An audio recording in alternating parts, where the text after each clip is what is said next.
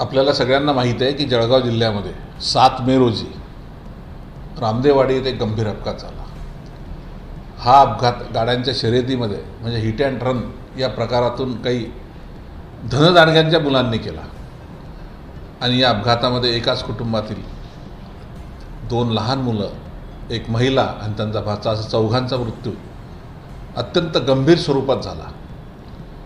काही काळ या विषयाला वाचा फोडल्या गेली आणि नंतर निवडणुकीच्या काळात हा विषय पूर्णपणे बंद करण्यात आला। त्यानंतर छत्रपती शिवाजी ब्रिगेडने या संदर्भामध्ये आक्रमक भूमिका घेतली। मी, माझे सहकारी शरद गोपांडे, डॉक्टर गणेश पाटील, डॉक्टर धनंजय बेंद्रे, आम्ही इतर सहकाऱ्यांनी या विषयामध्ये हात घातला, रामदेववाडीला भेट दिली। तर 17 दिवस या अपघातामध्ये ज्यांचे जीव गेले त्यांच्या कुटुंबियांचं साधं सांत्वन करण्यासाठी सुद्धा इलेक्शनच्या नंतर कोणी आलं नाही। ही अत्यंत दुःखद आणि मानवतेला कलंक लावणारी बाब आहे। संघटनेच्या वतीने त्यांची भेट घेतल्यानंतर त्या लोकांचं आम्ही सांत्वन केलं, त्यांना विचारणा केली। त्यांनी सांगितलं आम्हाला आतापर्यंत कोणी भेटायला आलं नाही। मग आम्ही जळगावात येऊन या विषयाला वाचा फोडली। लाईव्ह ट्रेंड असेल, इतर मान्यवरांनी या विषयाला वाचा फोडून हा विषय पुन्हा लोकांसमोर आला आणि त्यानंतर संपूर्ण जिल्ह्यातल्या मान्यवर नेत्यांनी सुद्धा आणि वृत्तपत्रांनी अशी मोठ्या प्रमाणात दखल घेतली।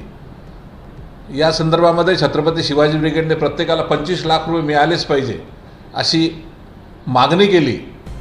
या मागणीची शासनाने अल्प स्वरूपात का होईना दखल घेतली आणि आज प्रत्येकी 5 लाख रुपयाप्रमाणे 20 लाख रुपये या अपघातात जे मृत पावले आहेत त्यांच्या कुटुंबियांना देण्याचे शासनाचे आदेश जिल्हाधिकारी कार्यालयाला प्राप्त झालेले आहेत। वास्तविक ही अत्यंत छोटीशी मदत आहे। जीव पैशापेक्षा जीव अत्यंत मोठा आहे। कुठल्याही माणसाचा जीव पैशात मोजता येत नाही, परंतु शासनाने प्रत्येकी 25 लाख रुपये द्यावेत अशी आमची आजही ठाम मागणी आहे आणि या अपघाताला जे जबाबदार आहेत त्यांच्यावर कठोरात कठोर कारवाई झालीच पाहिजे ही सुद्धा छत्रपती शिवाजी ब्रिगेडची मागणी आहे आणि छत्रपती शिवाजी ब्रिगेड याचा सातत्यानं पाठपुरावा करणार आहे।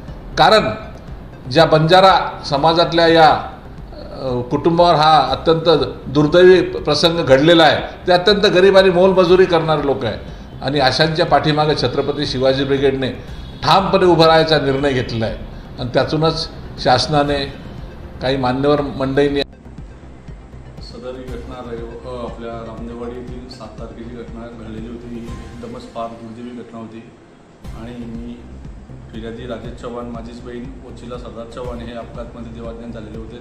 त्यांच्याबरोबर 3 मुलं, ही 2 मुलं त्याचे स्वतःचे आणि एक भाचा या अपघातामध्ये एकदम दुर्दैवीप्रमाणे गेलेले आहेत। या गोष्टीला मला तर असं वाटत नव्हतं का हा माहोल इथपर्यंत पोहोचेल आणि एवढं व्हायरल होईल म्हणून, पण या घटनेला